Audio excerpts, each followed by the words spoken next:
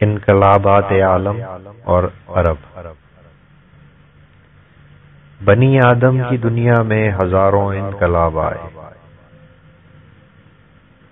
جہاں میں سینکڑوں طوفان اٹھے، لاکھوں عذاب آئے۔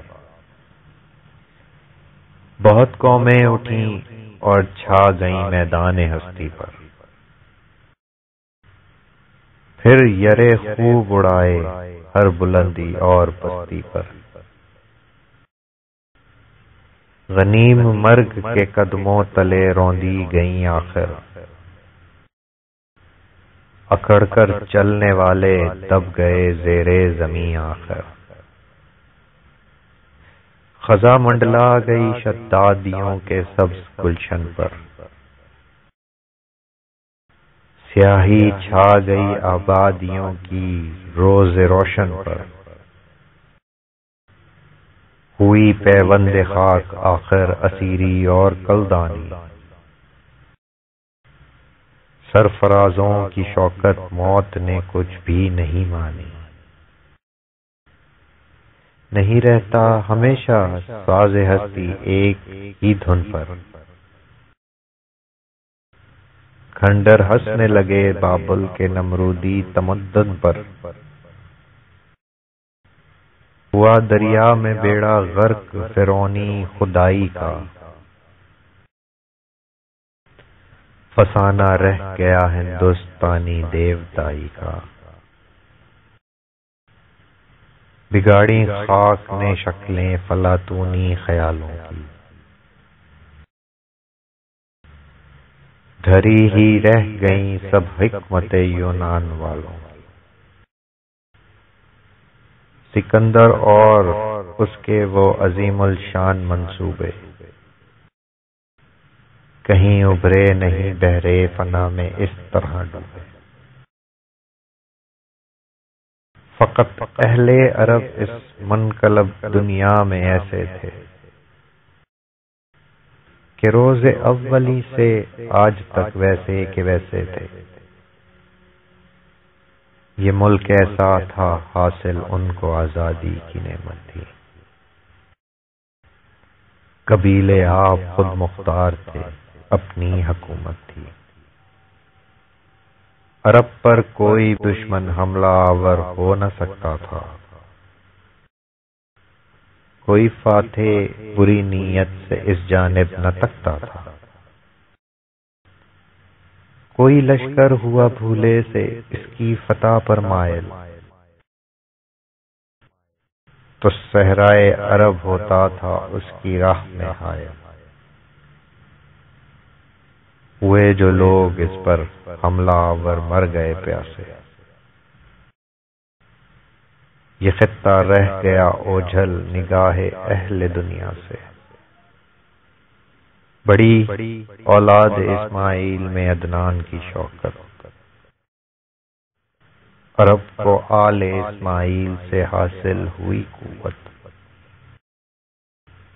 یہودی قوم پر دنیا میں جب کوئی بلا آئی، تو اس نے آل اسماعیل کے گھر میں اما پائی۔ خدا کے نام پر اب تک یہودی اور عدنانی ادا کرتے تھے مکہ میں رسوم حج و قربانی،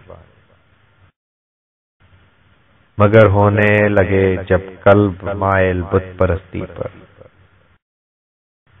بنی جرہم نے قبضہ کر لیا مکے کی بستی پر۔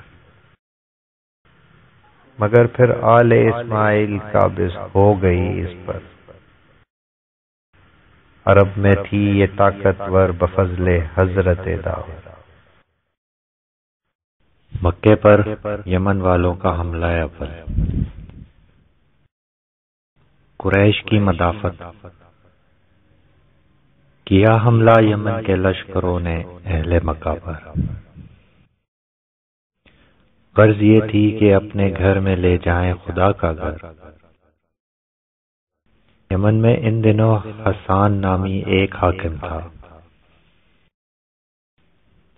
اسے مکے کی رونق دیکھ کر دل میں خیال آیا، کسی صورت سے توڑوں اہل اسماعیل کی شوکت، اسی کعبے کے دم سے ان کی دنیا بھر میں ہے عزت۔ اگر کعبہ گرا دوں اس کے پتھر ساتھ لے جاؤں، یمن میں ان سے ایک کعبہ نیا تعمیر کرواؤں، یہ ہو جائے تو پھر سب لوگ میری سمت آئیں گے، کریں گے عاجزی، نظریں نیازیں ساتھ لائیں گے۔ یہ سوچا اور چڑھ دوڑا یمن کی فوج کو لے کر،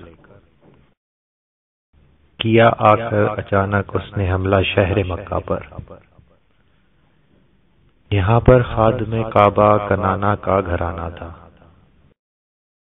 اسی میں فہر بن مالک تھا جو مرد یگانہ تھا۔ یمن کی اس جسارت سے بہادر طیش میں آیا، مسلح کر کے سارا خاندان میدان میں لایا۔ مقابل ڈٹ گیا یہ شیر لا تعداد فوجوں کے، چٹانوں کی طرح روکے تپیڑے تند موجوں کے۔ شکست فاش دی اس نے یمن والوں کے لشکر کو، تعقب کر کے قبضے میں لیا لشکر کے افسر کو۔ یہ ایسی فتح تھی کہ جس سے قریش اس کا لقب ٹھہرا، یہ ایک نامی قبیلہ بن گیا فخر عرب ٹھہرا۔ قریش اہل عرب میں نام ہے اس ویل مچھلی کا، سمندر میں کوئی ثانی نہیں جس کی بڑائی کا۔ قریش اولاد اسماعیل میں تھے سب سے طاقتور، یہی کعبے کے خادم تھے، یہی تاجر، یہی افسر۔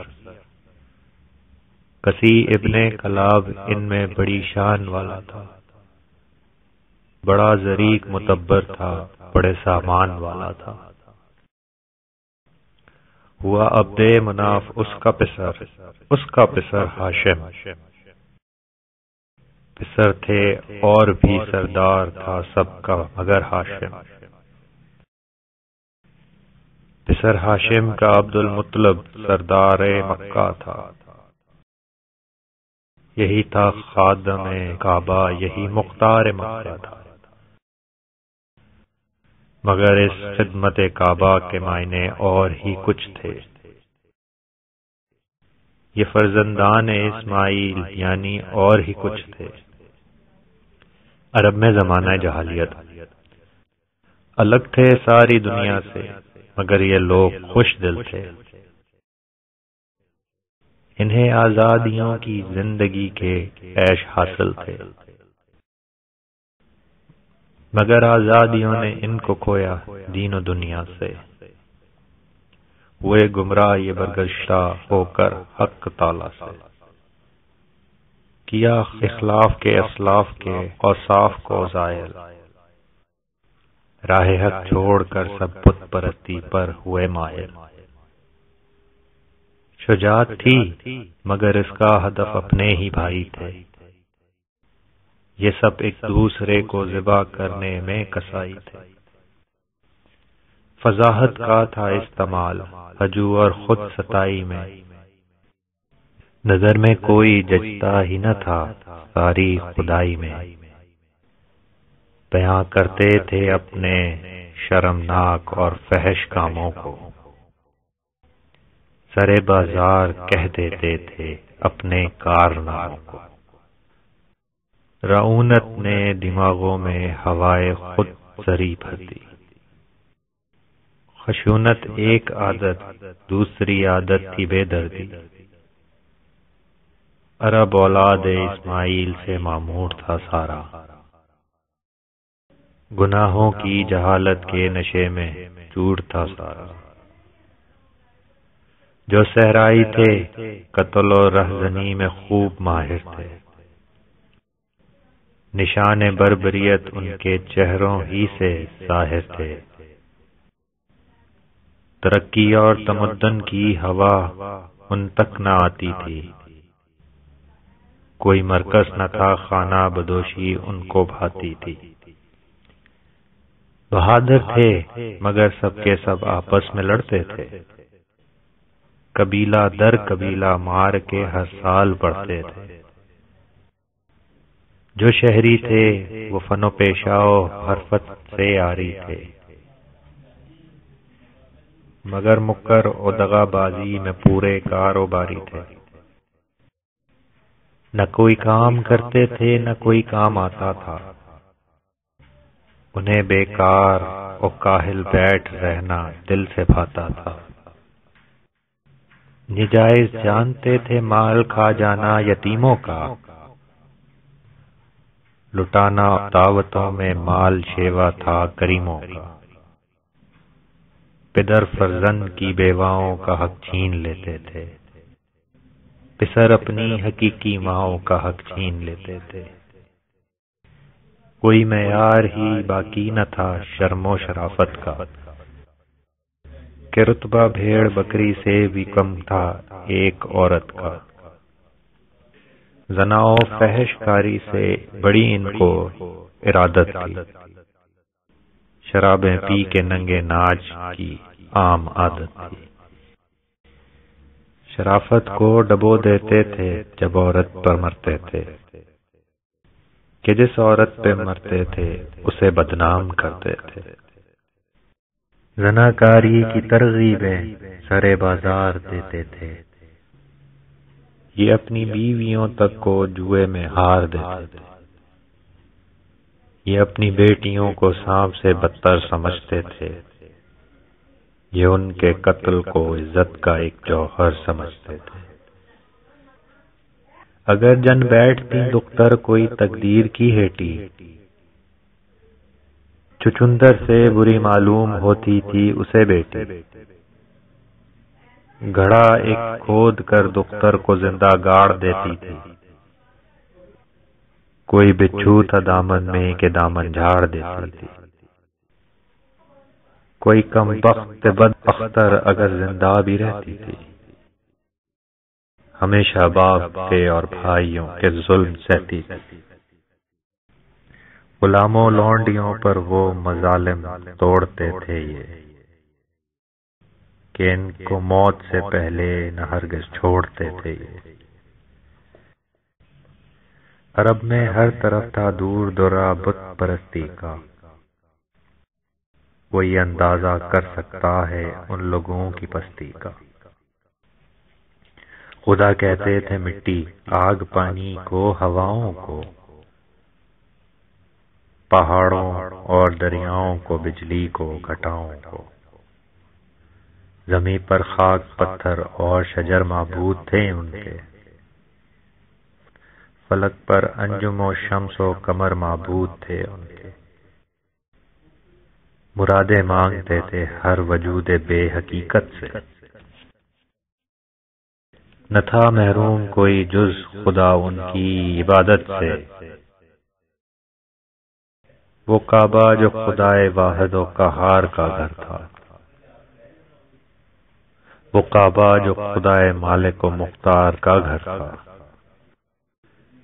وہی کعبہ جسے پیغمبروں کی سجدہ گاہ کہیے، وہی کعبہ جسے تقدیس کا نور نگاہ کہیے۔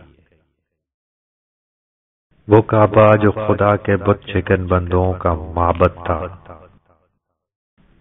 جسے پاکیزہ رکھنا فطرت انسان کا مقصد تھا۔ اسی کعبے کو یاروں نے صنم خانہ بنا ڈالا،